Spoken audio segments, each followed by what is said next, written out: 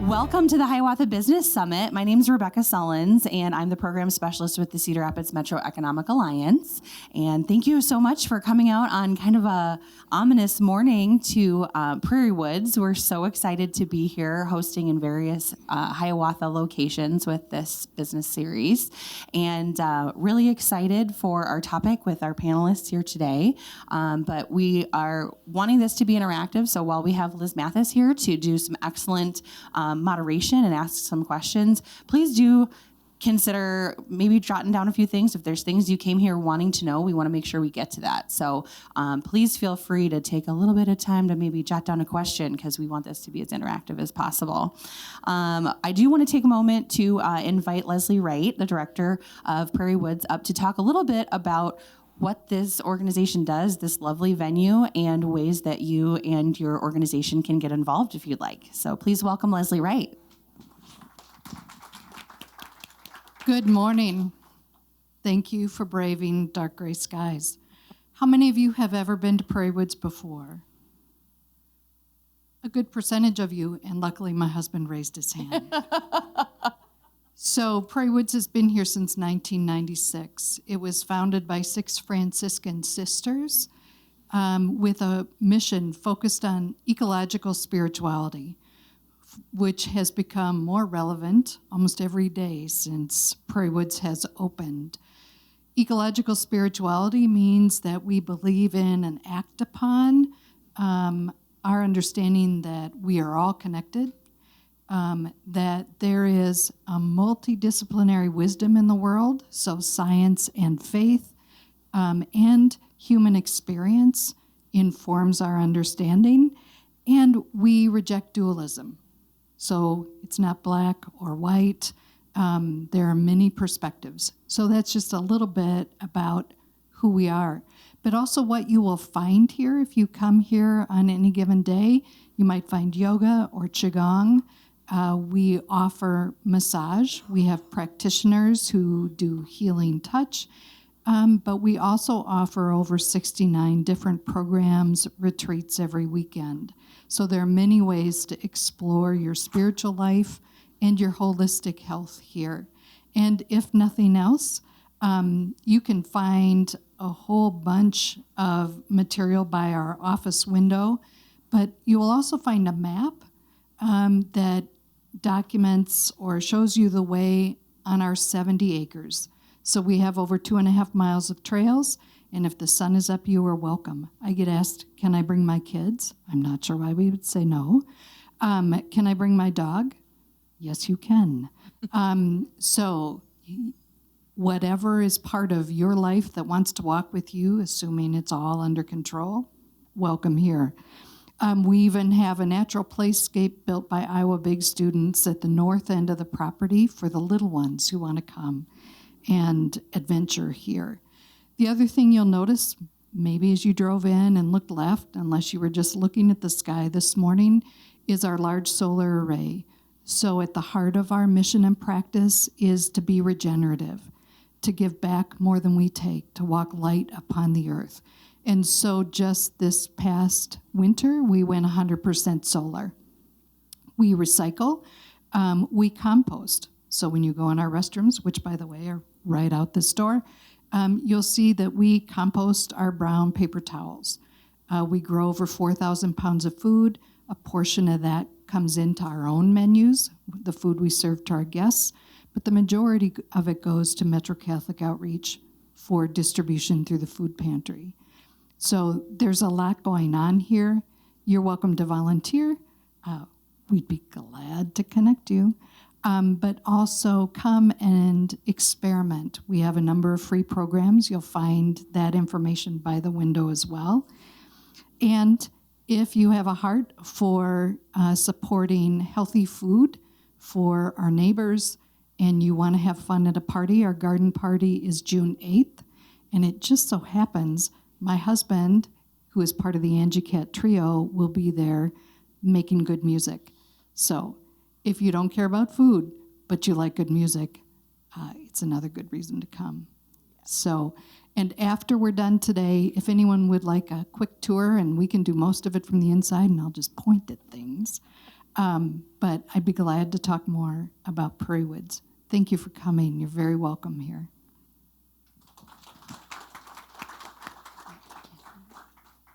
Thank you, Leslie.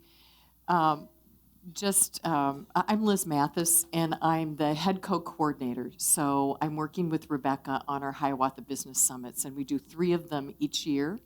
The next one is in August, and it's on AI. So, keep your eyes peeled for that. We love to have good topics at our business summits that relate to business and business-related issues. And so thank you all for coming and braving. Just in case, if the weather does get violent, if we hear a siren and we need to move, this hallway here is the storm area to go, and the restrooms right across the street. Or right across the aisle, not across the street. Don't leave the building. So I want to introduce our panelists this morning. We're very happy that they're here with us. Kathy Johnson is the executive director at the Abbey Center for Community Mental Health, where she spent 37 years as a licensed social worker. Over her career, Kathy has seen substantial changes in the way mental health and substance use disorder treatment has been provided, and in how these conditions have been viewed within our communities. She believes it has been a long journey in having mental health recognized as a vital part of our overall health and wellness. Kathy's excited to see our business community leaders here today to spend time talking about how to better recognize and care for the mental health needs of a company's greatest asset, your staff, your team members, and yourselves. And this is Terry Davis. She's an attorney and senior vice president at Shuttleworth and Ingersoll, and is chair of the firm's employment law practice group. Terry's work focuses on litigation, including employment litigation, workers' compensation, and commercial litigation. Terry has represented numerous employers and other companies in defense of claims. She also has experience in handling claims in various administrative agencies. I'm going to kick this off with some questions to our panelists, and then please feel free at some point, if you have a question that comes up from something that they've just said, just raise your hand and I'll give you a call, okay? All right, let's start with the first question. How can businesses, oh my goodness, yes, your overview. Yes, I asked them to give an overview and a context to why we're all here today. Please do that. Yes, thanks. All right, thank you. I just wanted to give an extra thank you for spending a stormy Tuesday morning on such an important topic. May is Mental Health Awareness Month, so it is timely that we're having this conversation. And I really came up with 3 reasons why I think it's important that we're here today to talk about mental health, particularly in the workforce. The first one is that mental health disorders are common. So prior to the pandemic, we talked a lot about the 1 in 5. 20% of Americans in a given year would have a diagnosable mental illness. Since those rates have been updated to 1 in 4, so we're 25% of Americans in a given year that are experiencing a mental health disorder. About 75% of the time, these disorders are developed before the age of 24, but we miss the signs, or because of stigma or other barriers, there's an average of 10-year delay in people receiving mental health care. And there's a lot of needless suffering that goes on during that time. When you look at the incidence rates over our lifetime, the actual rates are 47% chance that we as individuals will experience a mental health disorder sometime in our lifetime. That's about a 50-50 chance. And so it's clear that we're not talking about a population of them, we're talking about a population of us. And so it's important for all of us to really be knowledgeable about mental health and to know what our resources are for that. Another reason why it's important that we're here today is that poor mental health is costing our businesses, our economy. We know that working overall is good for mental health, but work does impact our mental health. And so given our statistics of how common mental health disorders are, we know that individuals with disorders are in our workforce. We also know that a poor work environment can add to the risk of having a mental health disorder. And the third thing is that we are dealing with a changed workforce population. We've, in the last 5 years, experienced the big 3 is what I call it. COVID, we've had a global pandemic that's certainly had an impact on people's mental health. We've had the derecho, even though that seems like it was kind of a short duration, there were some lasting impacts from that. And then also the third thing that we're experiencing is the workforce shortage. And our workforce has changed. With my lengthy career, I remember the time that you'd advertise for a position and you'd get 50 resumes. And you'd have an interview of, why should we hire you? Times have changed. You're lucky if you get a candidate. They come into interview, but the interview is more, why should I work for you? What does your company have to offer? And how would I benefit from working from your company? So with that, again, 81% of companies have started to shift their focus on employee benefits and looking at how they can better support their workforce and pay attention to things such as mental health. Okay, thanks, Kathy.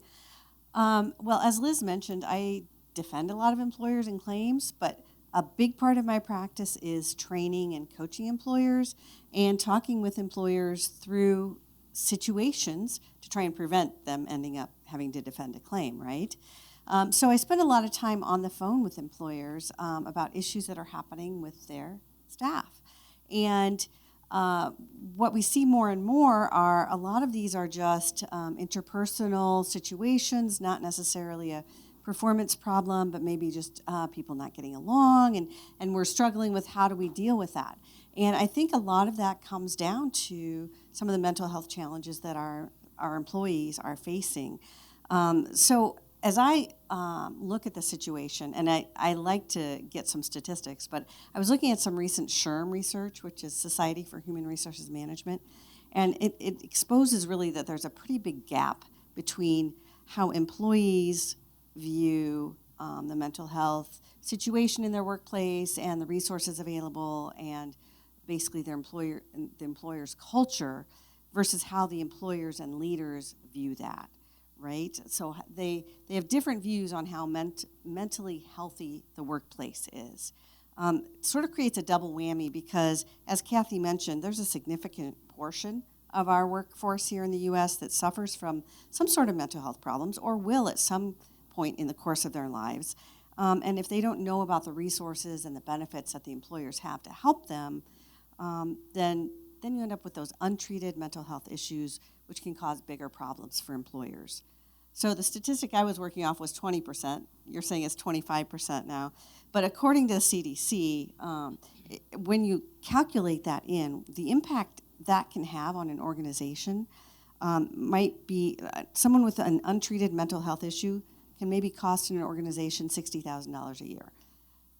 Extrapolate that out, you're talking about $105 billion a year nationwide is the impact that mental health challenges in the workplace can have on business productivity on a national scale.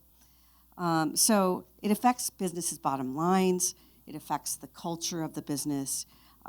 Workers with mental health challenges tend to be less productive, unmotivated, and frankly, they're probably looking for a different position, right? If they're unhappy, if they feel like the workplace isn't supporting them, they're stressed out or burned out, they're probably applying elsewhere. And as Kathy said, for the last, since 2020, there's been such a staffing shortage that everybody's competing for those employees. So you want to make sure that you've got the most healthy, positive culture in your organization that you can so that you can retain those employees and not be in the position of going out there and searching and maybe getting one resume. So happy to talk about this today. We do frequently have roundtables or webinars where we talk about mental health in the workplace from a legal perspective. So it is a topic that we are talking with employers about, and I'm glad you're here today, and hopefully we can have a productive discussion. Mm-hmm. Liz? I hope there were a lot of head shakes out there. Great overview, great context. So let's start with the questions. How can businesses identify mental health or substance abuse in the workplace? You talked about the prevalence of it. So then how do they identify it? And legally, what's the navigation around that? You want to start, Kathy? Go ahead. The first thing I was going to say is to make sure that you've spent sufficient time educating your managers, your supervisors, and your employees about mental health. So the first thing is becoming aware and knowing the signs and symptoms of different disorders. You definitely are most likely to see conditions like anxiety, depression, maybe substance use.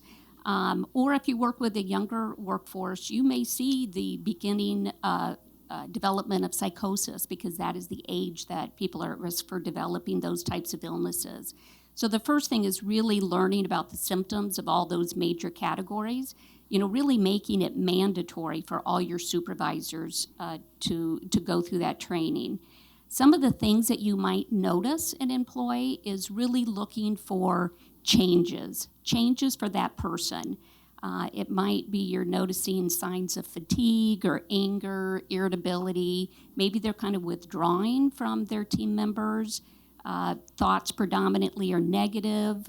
They may disappear or kind of be avoidant. They might be difficult to engage. You might see people having a lot of difficulty concentrating on tasks. They might be coming in late. Lots and lots of different signs, but the big thing is looking for a change in your employee. So it is important to recognize the difference between depression and burnout. With the workforce shortage, people have higher workloads than they have in the past, and it's very common for people to experience burnout, and that is equally as important to catch. One of the differences is that with burnout, if you do some basic things like offer some time off, encourage some time off, or checking in with them regularly about their workload and setting realistic expectations, making sure they have the resources, people with burnout do get better. With depression, and that being a medical condition, oftentimes it needs a medical intervention. And so those simple techniques may not be the answer for that person. It may be some things that we're going to be talking on later today about leading people to resources. The last thing I'd like to mention is that it's really easy when you notice some things in an employee, like you have to tell them like 3 times they should be catching on, or they're always late, they don't value this job, or they're gone all the time, they don't prioritize work. It's easy for us to make assumptions about people that, they're lazy or they're, just not a good employee, when there could be a real medical condition such as depression going on. And so unless you take the opportunity to check in with that person and learn more about what's going on, it is easy to make assumptions. On the topic of burnout, it's interesting because in this SHRM study, they found that nearly 45% of workers say they have burnout from their job, right? And those workers are, they're not going to go above and beyond the expectations in their role. They're going to do the bare minimum. They're going to have absenteeism. They're going to have maybe a negative attitude, maybe be difficult to engage or difficult with coworkers. And so the word of caution that I would give is, yes, it's important to train not just your supervisors, but all of your workforce about mental health issues, right? And being able to recognize it in themselves. My word of caution to you as an employer is to not, even if you feel like you're educated and you understand that this might be a sign of a mental illness, don't play doctor, don't try and diagnose. Typically the way that you would approach it with an employee that you've seen a change in attendance or a drop-off in performance or some significant change from their baseline is to sit down with that employee and say, hey, let's talk about objectively what we're seeing. This is what we're seeing. Is there anything you'd like to share with us? Is there anything going on? Is there anything we can do to help you so that you're able to do your job better? Don't ever start that discussion with them to say, hey, I think you have depression and this is what you need to do, right? Even though you may be seeing the signs of that and that may be triggering the conversation, it's still really important. It's their choice whether or not they're going to tell you and share that with you. But that's why it's so important, I think, to educate everybody and have a culture where they feel free to share that with you, right? And really offering those resources and having the culture and having it from the top down. So does your leadership display mental health, exercise positive mental health, and say, hey, I'm taking a week off. We just got done with this huge project and I need a break and I'm going to take a week off. Likewise, that would make your workforce feel more comfortable to say, I need to take a couple days off. I mean, we just had this huge deadline, just got past it. I'm really stressed out. I need a couple days of downtime.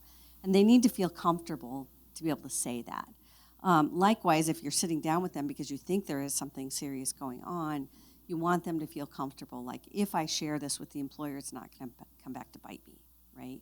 They have to feel trust in you that they can share that with you. So we've talked about a wide range of things here. When you said employers should not play doctor, you're talking about concentrating on the work that's at hand. So really focus in and concentrate on the work that's handy. If an employee goes to the employer about another employee, how do you handle that conversation and how private is that? What are the legal boundaries around that when you have work staff that is concerned about another employee and comes to the manager or the boss? Well, again, there are confidentiality concerns, right? So to the extent that maybe they have had conversations with the other employee and they've shared with them something about their mental health or that they're going through a struggle, typically what I would say to the employee that comes to maybe management is, have you had a discussion with them? Do you have their permission to be sharing this with me? And again, what the employer does with it, or the manager or the leadership needs to do with that, is back it out and look at it from an objective point of view, right? And initiate that discussion, right? You initiate the discussion where you open the door for them to tell you. You don't want to sit down with them again. Like I said, Joe told me that you're going through some depression right now. That's not how you want to initiate the conversation. You want to sit down and be open and say, hey, I care about you. We've seen these changes. I've also heard from some coworkers some concerns. Is there anything you'd like to share with us? And maybe offer resources. If you have resources, we have EAP.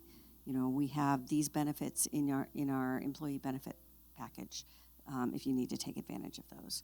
But again, you're not playing doctor, you're not diagnosing, and you don't want to overstep just because a co-employee says, hey, so-and-so is going through some anxiety right now. You don't want to lead with that. And that's their story to tell you. Kathy, you went through some of the signs of how to identify. Could you talk a little bit more about that and kind of dig a little bit deeper on, you said something about lateness and, not being able to fulfill an obligation or something like that. Are there any other signs, maybe in a substance abuse issue versus a mental health issue, or are they one and the same? I'm trying to decide which direction to go with that. That's a big question. Any direction is good. Yeah. So, in mental health, we talk about signs, and signs are things that you notice about a person. You might notice that they stopped caring about their appearance or they're coming in late. Symptoms are what people experience, and you just have to be really careful that you don't make assumptions based on a sign that you know what's going on, because there's lots of different things that could be happening for that individual. I think the biggest thing that an employer can do is create an environment of psychological safety, making it okay to talk about what's going on. And if you notice those things, it's okay. I want to make sure I don't cross over into any legal issues. But the most powerful words, 3 words that you can say to somebody is, are you okay? If you notice someone being irritable in a meeting, maybe afterwards, instead of having a culture of blame of, hey, you were a real jerk in there, what's going on? Are you okay? I'm noticing that when we were talking about this, that really hit a nerve with you, or I noticed that brought some strong emotions for you. Are you okay? And just opening up the conversation is so incredibly important. Go ahead. Your continued thought, yeah? Well, I was going to ask you about the resources. So let's go on to that. So how can then an employer say, after you figure out, are you okay, and maybe they say something, how do you direct them then to resources as the employee? And then, Terry, how, the legal side of that, how far do you go? So Kathy, take it away. Yeah, and I'm trying to keep in mind that we're talking about a work environment here, because a lot of these same principles apply to your daily life. Number one is educate yourself and know what the signs and symptoms are so that you can be watching for it. Like CPR, we teach people CPR so that if they encounter someone having a heart attack, they can help somebody in the moment. You're not there to treat their heart condition, but you're there to try to render aid in the moment until they can get to resources. The same thing really falls true of mental health. Knowing enough to recognize it and knowing enough to kind of be helpful in the moment, but you're not there to be the therapist or the doctor. Your role really is to help lead them into other resources that are available. So there's a lot of resources available to business owners. I don't know if people are familiar with the Make It Okay campaign, which is part of the Healthy State Initiative. If you look up Make It Okay Iowa, it'll take you to a website that has all sorts of resources for companies where you can work to create a culture that does provide for that psychological safety, where mental health is something that's talked about. It talks about it's okay to have a mental illness, because a lot of people do. It's okay to talk about mental illness because it's important. It decreases people's isolation and loneliness when they're able to talk about it. And it's okay to seek treatment because treatment works. And we talked about that delay of 10 years, and that's needless suffering when we have treatments that are available. So again, your role of recognizing it, engaging that person, and leading them to another resource is real important. And in a workplace setting, that may be connecting that person with the HR department, or going with them, or making sure your employees know about an EAP program. I did bring some information over on the table that has all sorts of resources. Unfortunately, sometimes businesses aren't aware of that mental health condition until it's suddenly a crisis situation. You have somebody that's having a panic attack in your office, or you're having somebody who is despondent and maybe even suicidal. And where do you go with that? And again, lots of resources on the table that provide information about what resources are available out in the community. I like the way you're talking about approaching it. As if you're noticing objectively some changes in performance, some changes in behavior, changes in attitude that are a significant deviation from what you know of their baseline, then having the "Are you okay?" Is there anything going on? Is there anything we can do to help? Just that open-ended, showing that you care, you're not non-judgmental, and giving them that opportunity. Now, when I'm coaching employers, I typically say, well, if they don't share with you that there's something going on, then you need to address the objective problems going forward and what are the steps we're going to take, right? But to have that discussion and have enough training, and not just training, but the interpersonal contact between, say, your team leaders and their team members, so that they'll know, hopefully before it becomes a crisis situation, they'll know if there's something going on that needs to be addressed. And, throughout COVID and so many more people working remotely, maybe over Zoom instead of face-to-face and in person, we talked about that a lot over the last few years, about how to still stay engaged and in close enough connection with your employees that you can identify if there are any, isolation, depression, mental health issues that are happening, because it's a lot harder to do over a Zoom meeting than in an in-person meeting, right? You don't get those tangential interpersonal contacts necessarily. So it's more challenging when you're working with people remotely. But I think having that regular interpersonal interactions between the team leaders and the folks on their team, so that they can see and identify that. And then also maybe just to be casually discussing types of resources that are available. Those shouldn't be talked about just at open enrollment periods, once a year, but it should be something that it becomes part of the culture. If you need EAP, or you can do 6 sessions if you ever need it through our EAP program or whatever it might be. Yeah, one thing I was going to add is one of the things that our company does is do an anonymous pulse survey. Actually, we do 2. We do a pulse survey once a year, and we do a Your Voice Matters survey that employees can fill out anonymously that tell you what it's like to be an employee there. And some of the questions have to do with, my direct supervisor cares about me as a person, or I have at least one individual at work that I have a good working relationship with. Some of those things that kind of tell you about the health of your organization. One of the surprises I had, and then you get your feedback based on your direct reports.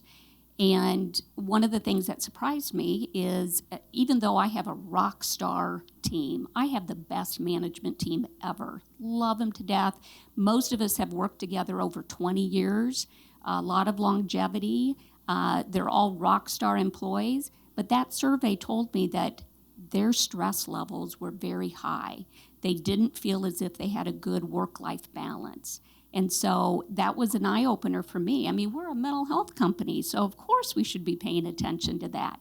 So one of my action plans when I meet with my direct reports, either weekly or every 2 weeks, is I end our conversation with having them rate their stress level on a scale of 1 to 10, because even though you might have had a great conversation with them, it may not have given you information about what their stress level was. And then we talk about work-life balance. And depending on the answer to those 2 questions, we may reset priorities. We may try to mobilize some additional resources temporarily to help you with whatever it is that's throwing you out of balance. But that simple thing right there doesn't sound like a big deal. It has been a game changer for our team. And it's created opportunities for real open conversations about stresses and what's going on. On the outside, they can look like a rock star, but on the inside, there could be some shakiness that really needs to be addressed. So if an employee has a mental health issue, how do they approach their employer? And once they approach the employer and tell them, I have this issue, how protected are they? How protected is the employee? And how protected is the employer? Well, once that employee makes the decision that they want to share with HR or their manager that they're going through some sort of mental health challenge, what that does from the employer's perspective, it does create some protection, because under the ADA, if somebody has a disability, which includes a mental health disability, then they have some protections, and they're entitled to accommodations if needed that would allow them to continue to do their job, right? So I know a lot of employees are super shy. They don't have a lot of trust that they can share that without some sort of negative consequences. But it does really create some protection for the employee if they share that and say, hey, I have this going on right now. Maybe it's I'm going to need some time off. Maybe it's I'm going to need to adjust my work schedule.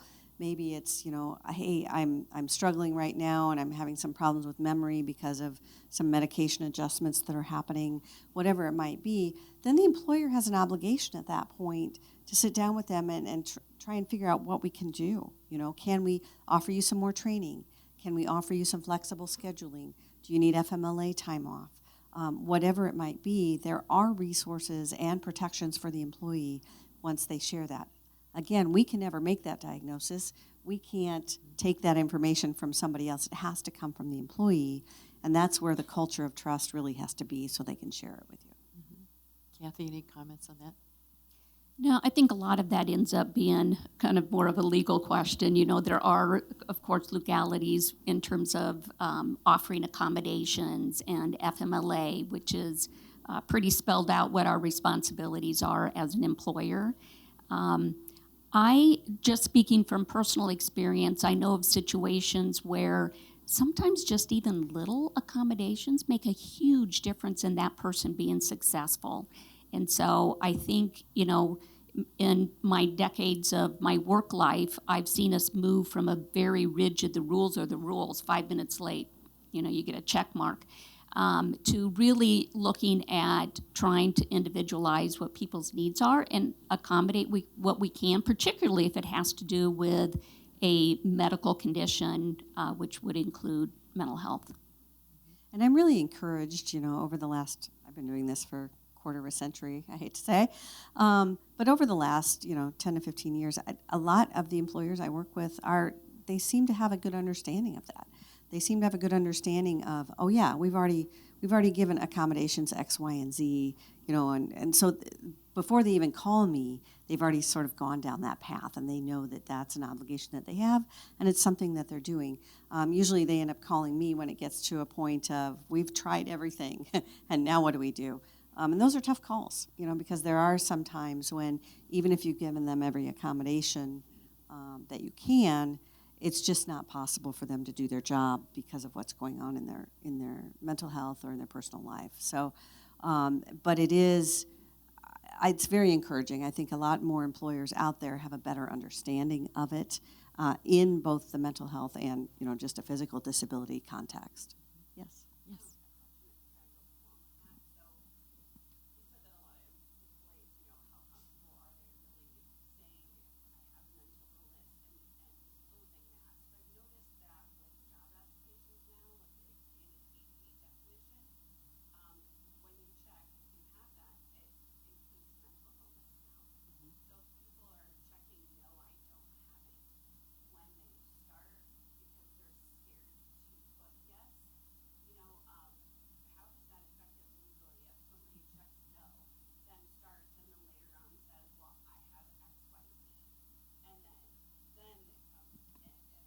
Short answer, I don't think it affects it at all. So if they check no on their application and they come to you later and say, I have whatever it might be, I have bipolar disorder and I'm going through treatment right now, they're entitled to all the same protections regardless of what they checked on that application. Okay, let's open it up to other questions. I'm sure many of you are in hiring positions, coworker positions, own companies, work for companies. Do you have any questions?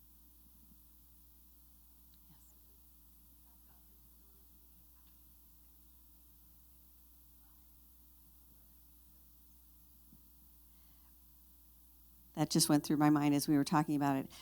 It's interesting because under the ADA, if someone is a current user of illegal substances, that's not protected, even if it is an addiction, a mental health condition.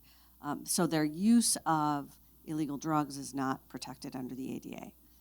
If they have a corresponding mental health diagnosis and mental health treatment, that would be. So if they are a former user of an illegal drug, and they're in recovery and have been in recovery for some time, then they're entitled to full protection and shouldn't be fired because they used illegal drugs in the past.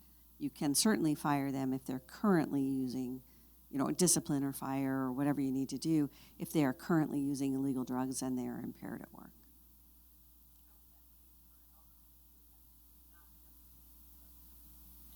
Well, it depends on what your policies are. So do you have a drug and alcohol testing policy? Are you testing and determining that they are under the influence of alcohol at work? And then you can follow your... so that's interesting because under the ADA is what you're asking. Yeah.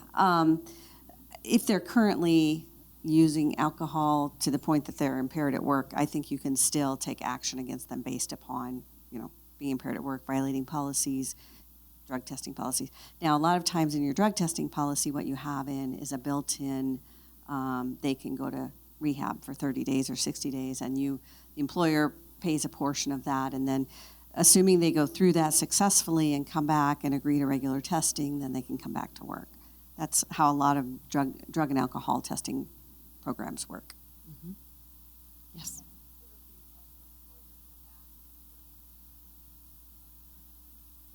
Yes. So if somebody comes, especially if it's a mental health condition, because they're not obvious, right? Somebody, they're having a bunch of attendance issues, and then they tell you, hey, I'm going to need every Friday off because of my mental health condition. You do have a right as the employer to say, we're going to need some documentation. We'll need something from your your healthcare provider that tells us what the nature of your problem is and what accommodations are needed that will allow you to do your job. So yes, now you're not entitled to their full medical background. No, not at all. But you are entitled to some medical documentation from a healthcare provider that sort of explains what the nature of the problem is and what accommodations are needed so they can do their work. And where does HIPAA all come into focus here? How does HIPAA play out in all of this? Okay, so it's interesting. Nobody here was in my roundtable last week. I did a roundtable presentation about how to handle medical information and medical records in the workplace. And it's interesting because everybody thinks HIPAA applies to you as an employer, and it does not, right? It's not HIPAA that applies to you, unless you're a healthcare provider and you have, like Kathy, yes, HIPAA applies to you as an employer. But to you as an employer, you have the ADA confidentiality requirements. So if you get medical information from any employee, then you have to treat that confidentially, right? It's got to be kept in a separate file. It can't be discussed with anybody except on an absolute need to know. So like a supervisor may need some information. They may need to know this person has an accommodation so they can work a flexible schedule, or they get these days off, or they need longer breaks or whatever. But that supervisor isn't entitled to anything more than they absolutely need to know in order to implement that accommodation.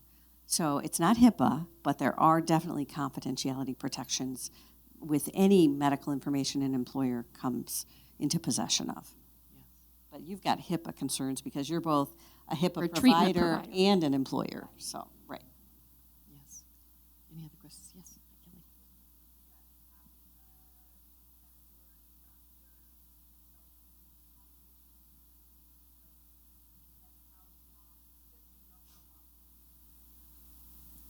Yes. Typically, if it's not something that's obvious and not something that's well known, I typically do recommend, yes, you have a right to get some documentation, to get clarification about what accommodations are actually needed. Because sometimes an employee might want to throw in everything that they want, as an accommodation. And you have a right to say, get from the healthcare provider what is actually needed to address this condition so that they can do their job duties. And that way you can limit it. And then remember, as an employer, you don't necessarily have to give them exactly the accommodation they ask for, but you do have to engage in a good faith discussion with them about, maybe we can't do this, but how about we try this and we can offer you this instead. So you don't have to give them the exact accommodation they request, but you do have to engage with them to try and find something that's mutually agreeable. I was just going to add what you just said. It has to be a reasonable accommodation that's doable, that they still can perform the essential functions of their job.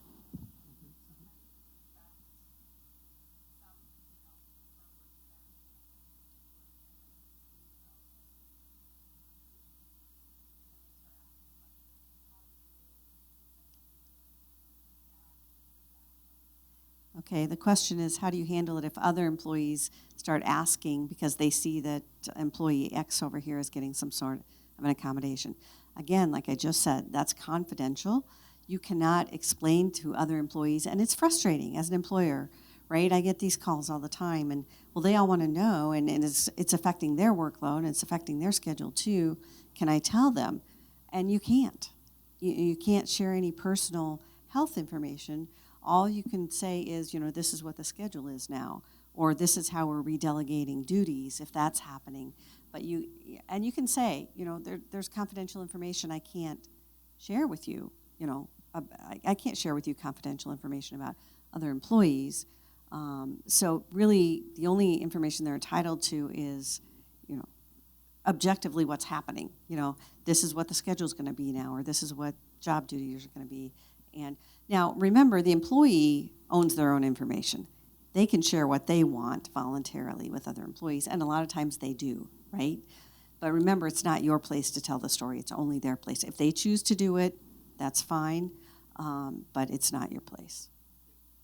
Yeah? If the employee gives the manager permission to tell the story, is it okay? Yes.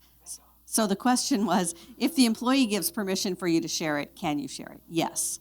Now, you have to be very careful because it can't be coerced. You know, you can't, like during COVID, and we dealt with this a lot, right? Somebody was exposed, or somebody came to work and then found out they'd been exposed, and so we had to notify everybody that worked around them. But we couldn't really say who it was or what the exposure was, you know. So you could ask them, you know, you work in a small space, is it okay if we tell them who it is? But you can't put any pressure on them. There can't be any negative consequences if you don't share that. They can choose to if they want.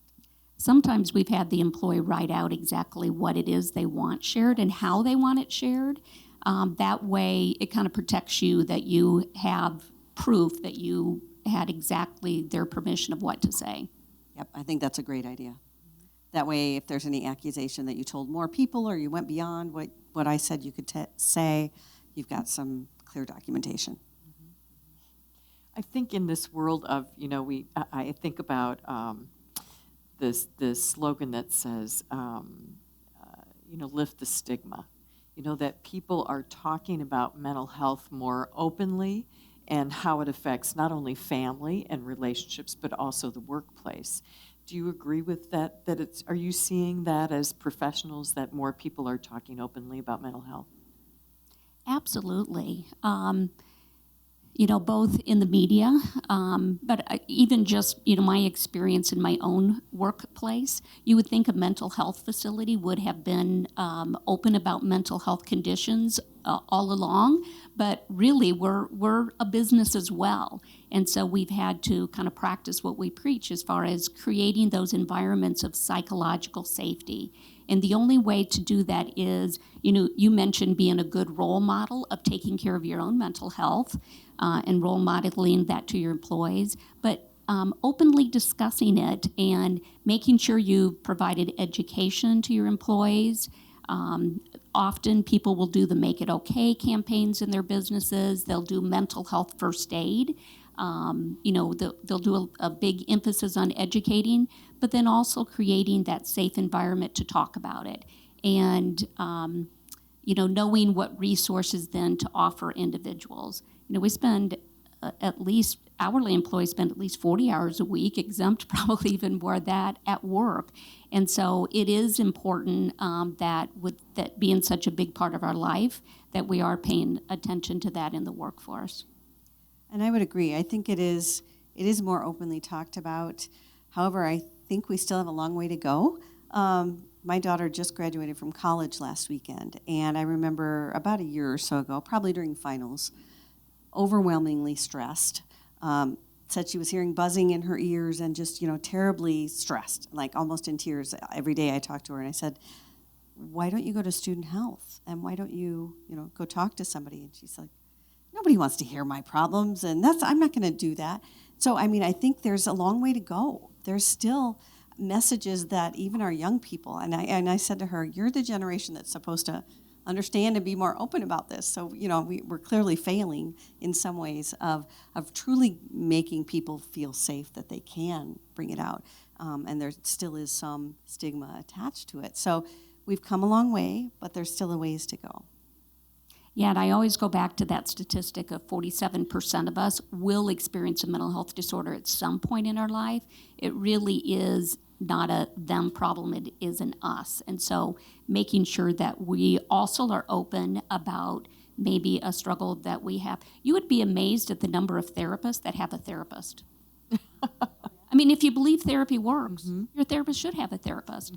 And so I do think we've come a long way, but totally agree that we've got a long way to go. And the thing I'd love to see is that 10-year delay in when the onset of symptoms to where people get treatment is not acceptable. So the more we can do to normalize that mental health is part of our overall wellness, if we can see that 10 years shrink, there'd be a whole lot less suffering in our communities.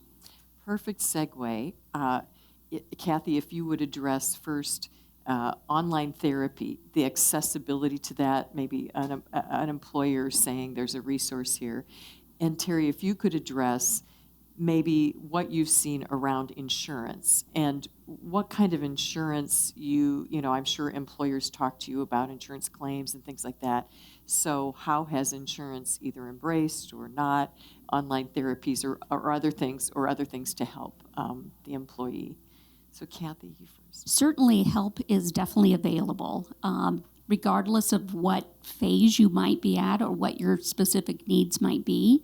For some people, it's just memorizing 3 numbers, 988. 988 is an immediate way to connect with somebody who is going to listen, that is going to triage and lead you to some resources. So right off the bat, that's something that's very easy to access. Some of the things in our community, I know at the Abbey Center, we have same-day access appointments. So if you are at a point, sometimes it's a big decision to come to that point in your life that you say, I got to do something about this. And we want to make sure that on that day, you have the ability to walk in somewhere and get an evaluation done. And so at the Abbey Center, every Monday through Friday, we do have what's called open access hours where you can walk in. And it's important. Sometimes it's not helpful to call, decide I really need to do this for myself. You call and you get an appointment 6 weeks down the road. That's not helpful. And so trying to get timely access. We do have a lot of people who have barriers around transportation. And so the availability of telehealth, being able to sit on your couch and be able to dial in and get connected with a mental health professional makes it very, very convenient. So lots of resources out there. Yeah. Yeah, and I think a lot of the EAP, when they offer counseling sessions through EAP, some of those are online as well. They're virtual rather than in person, so that makes it more convenient. One thing you can do for your employees is make sure that there's a place at the workplace that would be private and confidential that they could or they could, do a telehealth appointment if they needed to. That saves time of having to drive across town, drive back. It's convenient for the person, but it does require the employer maybe to make sure that there's a confidential space for them to do that. And on the question of insurance coverage for that, there's the push for mental health parity under insurance coverage, but I still think it's not, the coverage is not as good as it could be, So I think as an employer, you need to, first of all, at least be aware of what is covered under the group health insurance plans that you offer.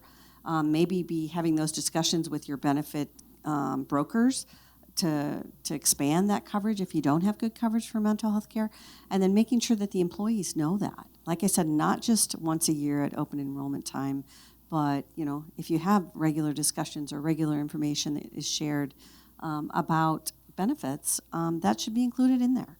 They should know that if they need to get counseling that it's only a $25 copay and telehealth is covered or whatever, but you should know as an employer what those benefits are that are included in your package.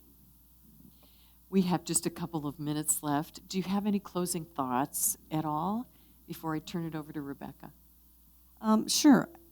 I'd like to sort of address the culture and what you can do as leaders. So we talked a lot about stress and burnout and maybe the mental health that's happening. So what can you do as an employer? You can't change the nature of your work, what needs to be done, maybe what the overall workload is. So what are some strategies that you can do? Look at how you're delegating work.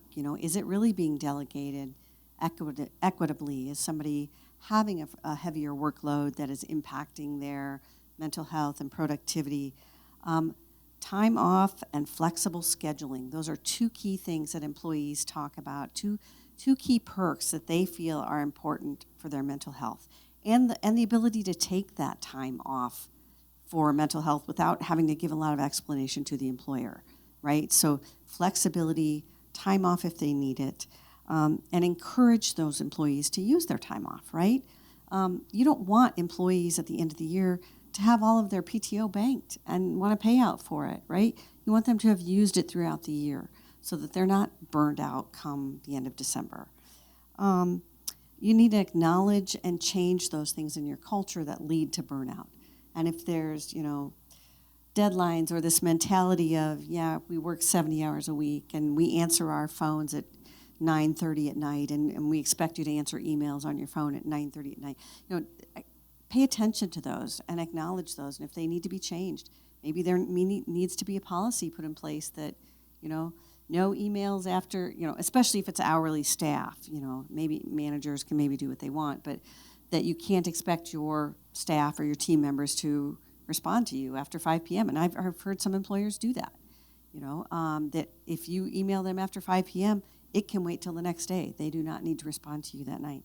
So those sorts of cultural things are things that you need to look at as far as what are we doing that might be contributing to the burnout and the stress and the unhappiness of our workers.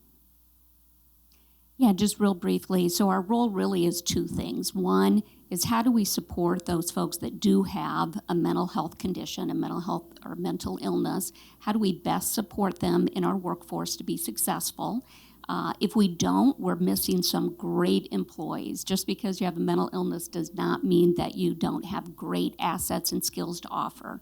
So that's one thing. How do we best use that workforce and support them to be successful? The second is how do we keep our employees mentally healthy and reduce that stress level? And as you were talking, I was thinking about my daughter who, in her head, being a good worker is making sure you're there every day. So it was 9 years into her job before she was gone with a sick day. And she cried all the way to work to turn in a doctor's note to prove she was sick.